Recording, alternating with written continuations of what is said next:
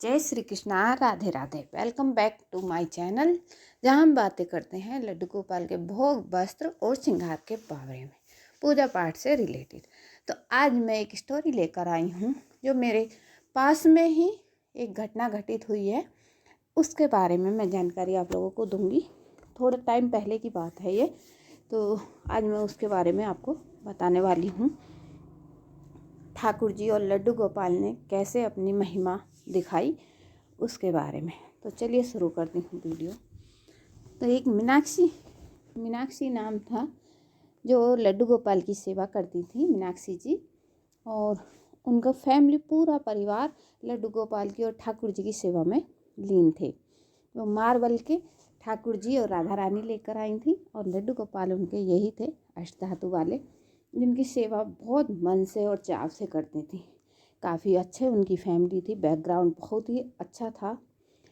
तो बहुत ही बड़े बैकग्राउंड से, मतलब बिलोंग करती थी, अच्छे बैकग्राउंड से। तो काफ़ी टाइम से वो सेवा कर रही थी। पहले उनकी सासू माँ करती थी, फिर वो आई तो वो करने लगी, उनकी बिटिया भी करती हैं, बच्चे भी बड़े बड़े हैं उनके काफ़ी। तो उसके बाद जो है क्या हुआ, वो जो उनके पास ज्वेलरी और कैश होता था, वो सब वो ठाकुर जी के चरणों में समर्पित कर देती थी। लॉकर में, तिजोरी में या कहीं भी अपना बैंक बैलेंस में नहीं रखती थी। वो जो भी उनके पास ज्वेलरी और पैसा होता था, वो अपने ठाकुर जी को ही समर्पित कर देती।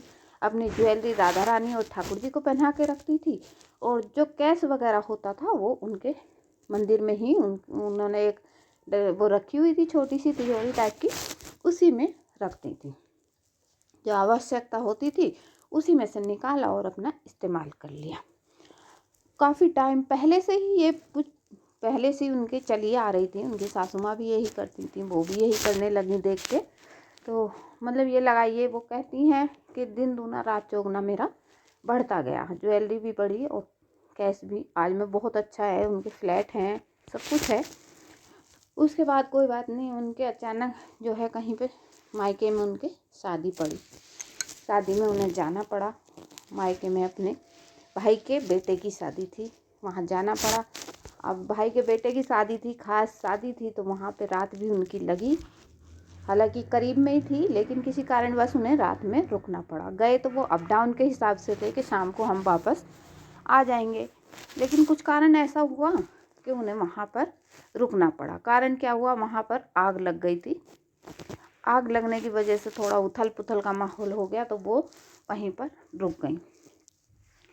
उन्होंने घर पे फ़ोन करके बता दिया, घर में कोई नहीं था, पूरी फैमिली वहीं थी। एक काम वाली जो आती थी उसको बता दिया कि तुम शाम को जो है काम करने मत आना, घर में झाड़ू पोछा बर्तन वगैरह जो करती थी, आज शाम को काम पर मत आना, और हम जो है आज रात में घर नहीं आ पाएंगे, कल हम आएंगे।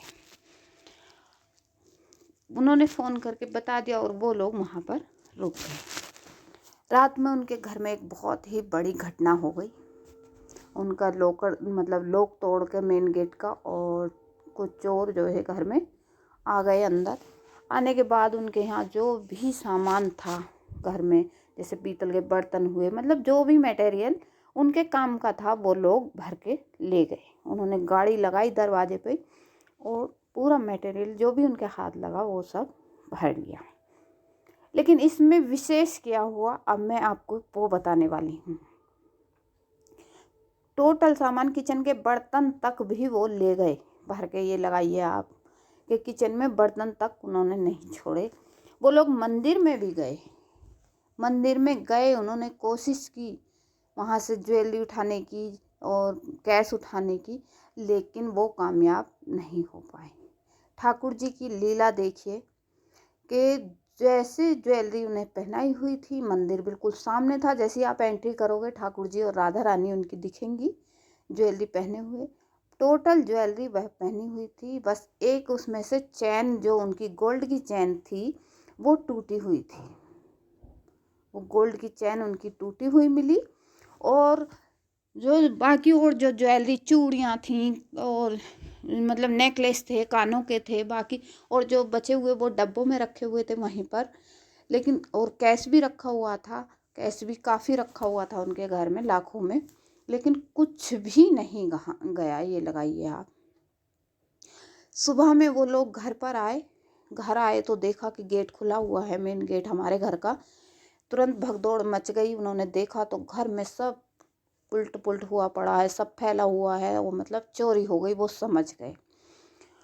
और मीनाक्षी जी चिल्लाई और चिल्लाते हुए बोली, अरे मेरी ज्वेलरी, मेरे पैसे तो मंदिर में ही थे, सामने आज तो सब चला गया। आज मेरे पास कुछ भी नहीं बचा है, मैं बर्बाद हो गई। ये कहती हुई और ठाकुर जी के पास दौड़ती हुई गई और गिर पड़ी। और गिरने के बाद जो उन्होंने ये नहीं देखा कि मतलब है या नहीं है, और कहा, ठाकुर जी आप ही मेरी रक्षा करिए, मैं तो आज बर्बाद हो गई, लुट गई। इतना सब कहने के बाद उनके हस्बैंड भी आए पीछे से। उन्होंने कहा, सुनो, उठो, देखो ठाकुर जी को कुछ नहीं हुआ है, सब ठीक है। उन्होंने उठ के ऊपर नज़र की, तब देखा, ध्यान दिया तो ठाकुर जी का एक हाथ टूटा हुआ था।